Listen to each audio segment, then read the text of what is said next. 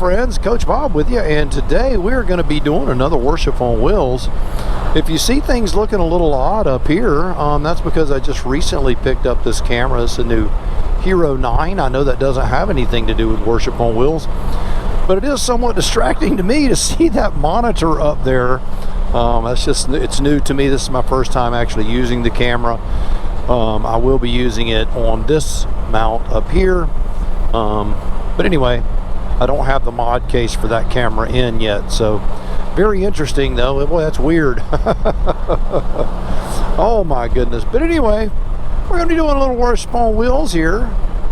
Thank you for all of the support that you've shown this channel and you've shown me as things have unfolded in my life with the recent passing of my mother and all of the things. You guys are awesome, top notch, and I pray that God is blessing you big time from the top of your big old head to the bottom of your flat feet. I hope God is blessing you, man. He's blessing me, and life is really, really beautiful and good. I just want you to know that. You know, this week as I processed all of the things with my mother and started taking care of her estate and dealing with things, and as anyone who's ever been through anything like this, you know how complex it can be and how awkward it can feel. And it can feel very awkward. There's just a lot going on. And this is a time that it's easy to let division and things like that go on. So, and I'm just going to read this thing. It's just it's a very short verse, and it's going to tie right into what I'm talking about. It says this is Romans 12:18. It says, if it is possible, as far as it depends on you, live in peace with everyone. Man, that's a tall order. But what I was going to say is this. You know, around the death of someone, there's a lot of times families tear each other apart, right? Whether you're on the receiving end or what you consider on the short stick end, and it could be either one, or you may not be on either, right? It could be anything. But often this is when families' ugly colors come out, and this is when people tear each other apart. You know, I had a buddy of mine asking me, you know, hey man, you seem to be easygoing, Bob, but you also seem to get things done. How do you get things done when you're doing things and things don't go your way and people do divisive things and then you don't hold a grudge? How do you do that? What does that look like, and where do I go to feel that way? Because what he was saying is that he had been wronged by a family member after the death of his father, and he was very upset. You know, I don't have it in me to forgive my brother. He's tried to reconcile with me a couple of times, and I just can't let it go. Chances are that relationship, and we talked about this. I asked him, well, how was the relationship before the death? How was the relationship with your father? And how was the relationship with your brother? And if you were to rate those two relationships, do you think the outcome would look a lot like what it did look like? Or do you think the outcome would look a lot different? And I told him, you've got to dig deep right now, and you've got to really be honest with yourself. Did your parents or your father do anything wrong by you, really? And he goes, not really in their death. No, they didn't. So what about your brother? Well, he did kind of do me wrong, and he went through a few details. I'm not going to go into any of that, but he goes, and I'm just having a hard time letting it go. So he asked me if I had any words of encouragement for him. And I said, short of backing up the clock. And what I mean by that, if we could back up the clock, right, you could change those relationships. And if you could change those relationships, you can alter the outcome of the entire thing. You can't alter the outcome as far as life and death are concerned. But you can certainly alter the outcome of a relationship and the smoothness and the love and the compassion within that relationship. Now understand, it's a two-way street, and you're not going to always be dealing with willing people, and you just have to be able to accept that.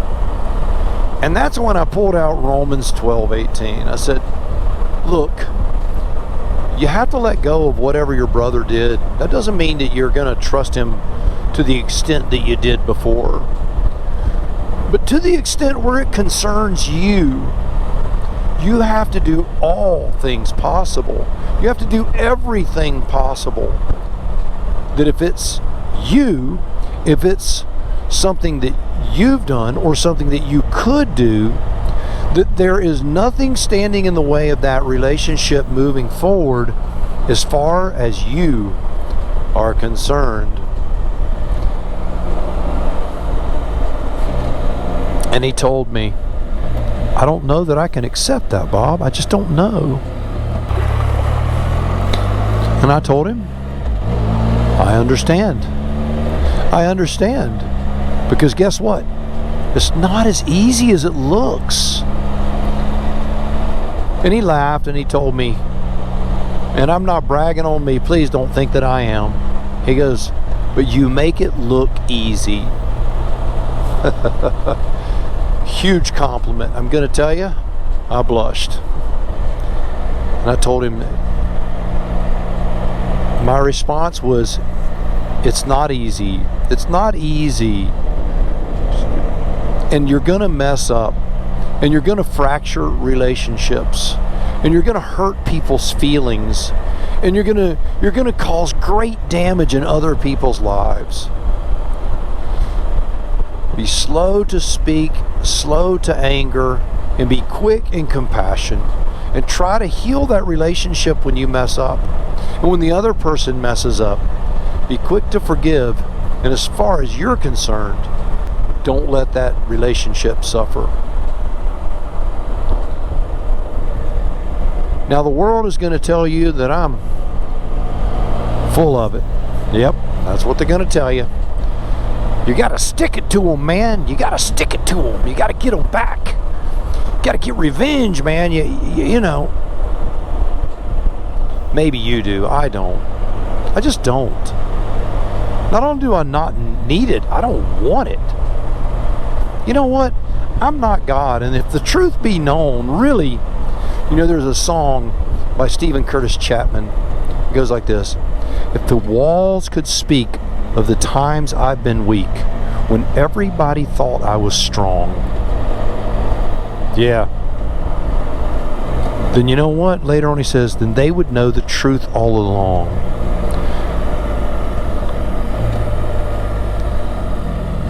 The truth is, anything that anyone has ever done to me that has wronged me, I probably thought about doing it to them or to somebody else. You know, you get mad and that old brain starts going, man, it starts twisting. You're going, I get them back, man. Oh, I know what I'm going to do. You lay it in bed, you plotting it, right? Man, I'm going to do this, I'm going to do that, and I'm going to say this, and then they're going to say that back, and I'm going to get them back, man. I'm going to get them.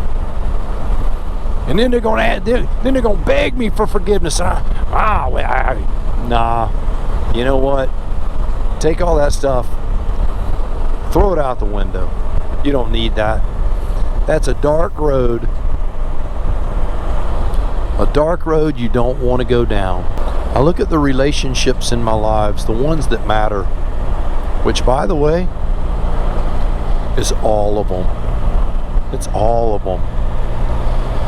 But they're not all equal. Obviously, the relationship I have with God is number one, and then with my wife. My wife. How many times have I hurt her feelings and said a coarse word to her? How many times has she said something to me that cut me to the bone? You know what? We're all guilty. We're all guilty of it. So as far as we're concerned,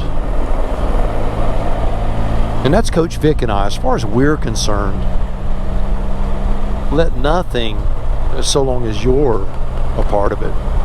Let nothing that I'm doing stand in the way of that reconciliation. And she takes that mindset also, right? She would say the same thing. As far as there's anything that I could do, don't let. Do you see how that could work so beautifully? If you have two people that are both willing to accept all blame, both willing to forgive, both willing to love and reconcile, then you have what is called a true biblical relationship. That's what it looks like. Someone has to be the first one to reach out. And if you're not doing that, you're just looking like the other person. That's what you're doing. Sorry to break that news to you. You know, you're going to try to reach out to people, other people that are not going to accept it. You may have been the one that wronged someone, and now you're trying to reconcile. Well, then don't, as far as you're concerned, don't let anything that you're doing from this point forward get in the way of that reconciliation. And then if they've wronged you, don't let anything as far as you're doing get in the way of that reconciliation either. Because that, my friends, is what we're called to do, and that is world changing. Yes, it is.